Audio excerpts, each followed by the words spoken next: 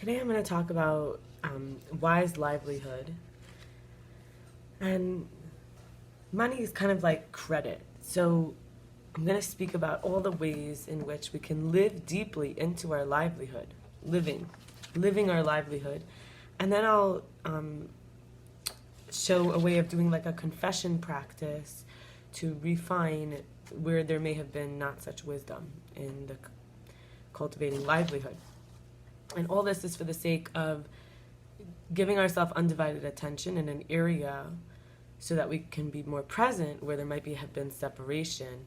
And this is for the sake of seeing that what we're earning and what's being earned and kind of like the space and the time will have a deeper security, each one fully. So what is the grace of presence, undivided attention that heals all separation of push and pull?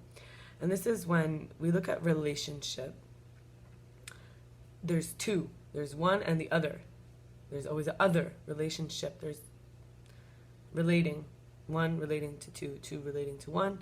And there's a lot of fear of the space between being, of the space not all being full. Like if there's any gaps in the relationship, like could it directly reach the other? And you might say in the body, the arteries have to make contact or else blood would spill out everywhere and it wouldn't reach the place it needs to get to. So on many levels, it's important that there's fullness in the whole connection between point A and point B. But in other areas, there's got to be some space. Like in the nervous system, you have these nodes of Rainier, which are on the myelin sheaths, which are special cells that wrap up the nerves. These special cells are like insulators, like fat, and they block some of the signal so that it can jump.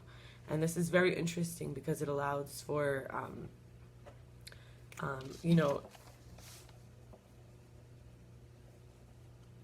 it allows for that fullness with emptiness. It allows for greater fullness. The speed at which it jumps crosses all the way to the other side versus if it would just slowly make its way down the path. It might not make it, and it might not make it fully. So we see that emptiness can even inform fullness, and fullness can also inform emptiness. And something like the adrenals, for example. The adrenals are fight or flight, but in order to do what they need to do, they also need some emptiness. They need space and time for there to be no stress, letting go of control, releasing the worry, taking deep breaths without feeling like the clench, and restoring ourselves through yoga versus like maybe, finding a lot of energy and letting it out. We might relax and receive energy. So it's like the adrenals can teach us a lot.